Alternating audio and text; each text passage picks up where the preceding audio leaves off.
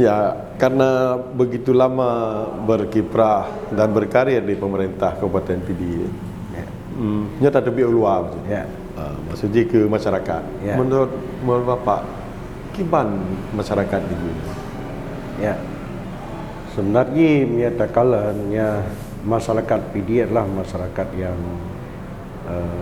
memang uronyo sangat membutuhkan perbaikan di segala lini dengan kondisi masyarakat yang hidup hari ini dengan berbagai sumber pencarian mata pencariannya, kemudian dengan kondisi sosial uronyo yang di Pidi, nyo mungkin butuh sekali perhatian bagaimana kondisi yang ada uronyo, kondisi masyarakat ya. Ini harus bisa berkembang, harus bisa lebih baik lagi dengan yang ada lewatnya. Saya katakan bahwa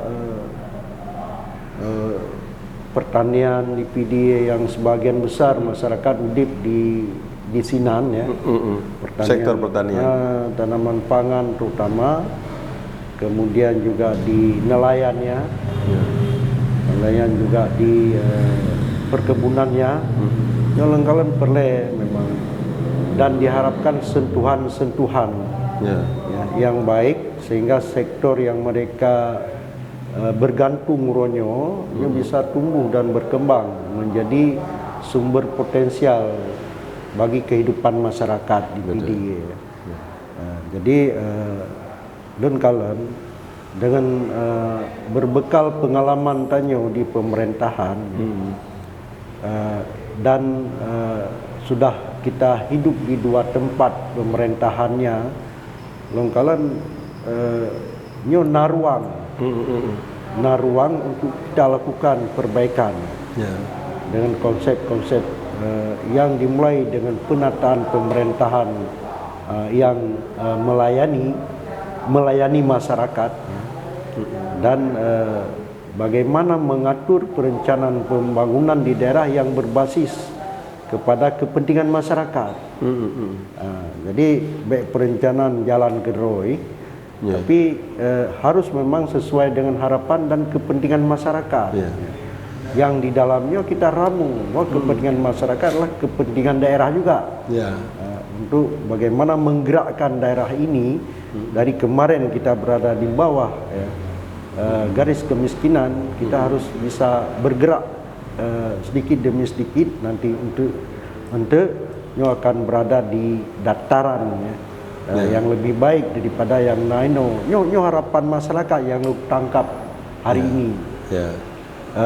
Baik itu sebagai masyarakat nelayan, masyarakat yang hidup di perkebunan, masyarakat yang hidup di tanaman pangan, hamalnya sawah pertanian, nyo harapan orangnya bagaimana mereka ini hidup di sektor-sektornya lebih baiklah daripada hari ini. Jadi terjemahkan bahwa ada persoalan memang yang ada sekarang, yang persoalannya harus pemerintah yang tangani, dan pemerintahnya juga harus tahu pemerintahan, mungkin cara menatanya. Bisa menjelaskan lebih detail, mungkin agak menarik, menjawab semua kebutuhan masyarakatnya.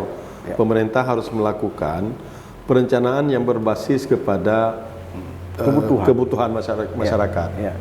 Mungkin bisa diuraikan lebih lanjut gimana yang dimaksud?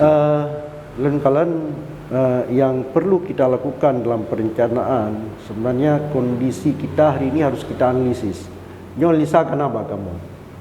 Mbak Lun sendiri karena analisa bahwa kondisi masyarakat tanyo secara kehidupannya, standar kehidupannya masih tinggal Jadi sektor ekonominya, kemudian sektor layanan masyarakat, kemudian layanan sosial kemasyarakatan juga rentan sosial masih belum tersentuh semuanya.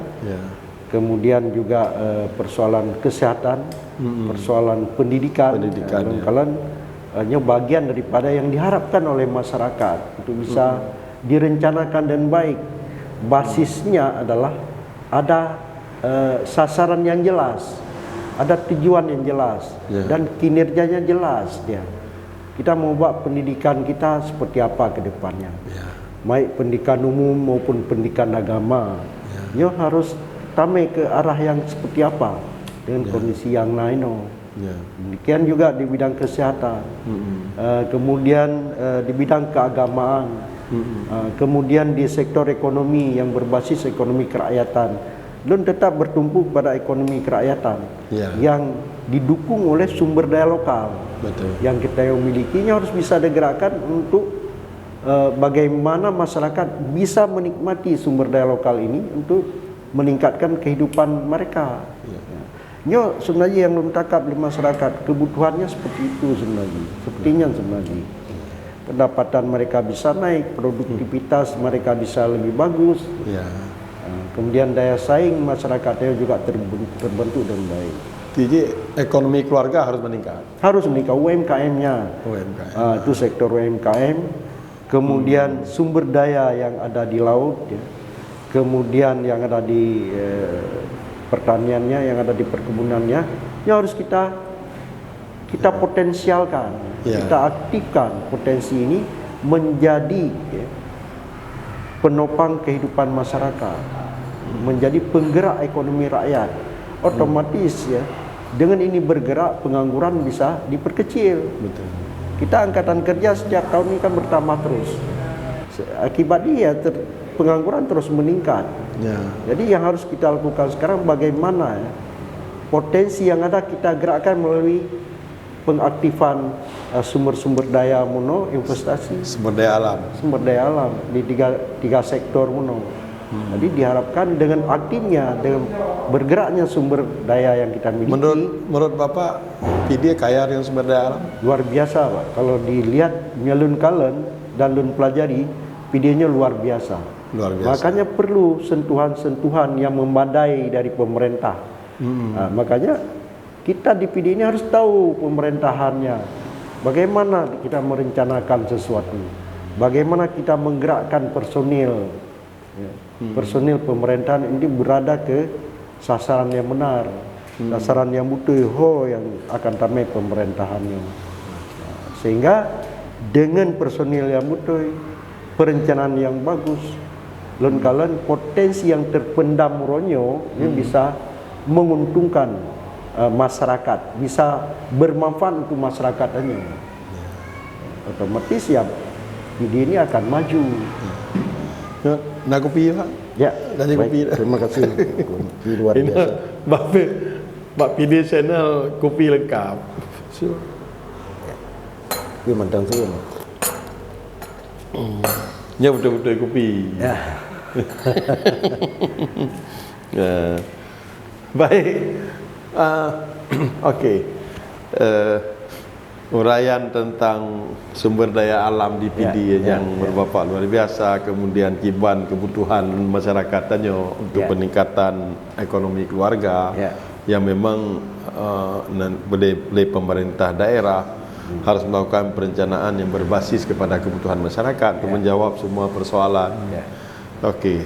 Dan yang sebagaimana tanya dulu Pak, bahwa untuk membangun sebuah daerah hansip dengan sumber daya alam ada. Ya, nanti. Tapi yang lebih penting kan sumber daya manusia. Ya. Kiban menurut Bapak sumber daya manusia PD? Menyalun kalan sumber daya manusia PD memang bagus lah. Good. Cuma yang perlu penataan. Penataan kelembagaan sekaligus menempatkan orang sesuai dengan lembaga itu.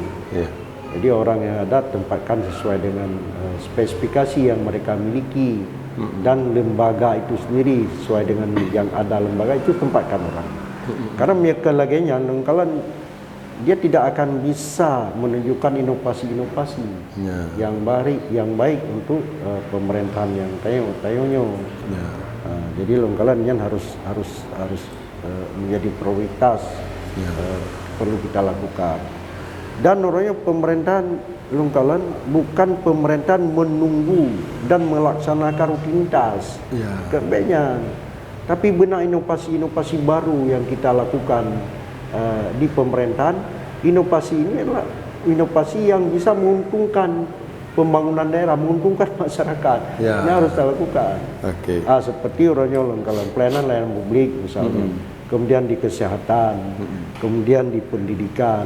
Mari kita ciptakan inovasi sehingga ini benar-benar bisa memudahkan, bisa menguntungkan masyarakat, dan bisa mengefisienkan belanjanya sekaligus memaksimalkan keuntungan bagi masyarakat. Ini harus dilakukan.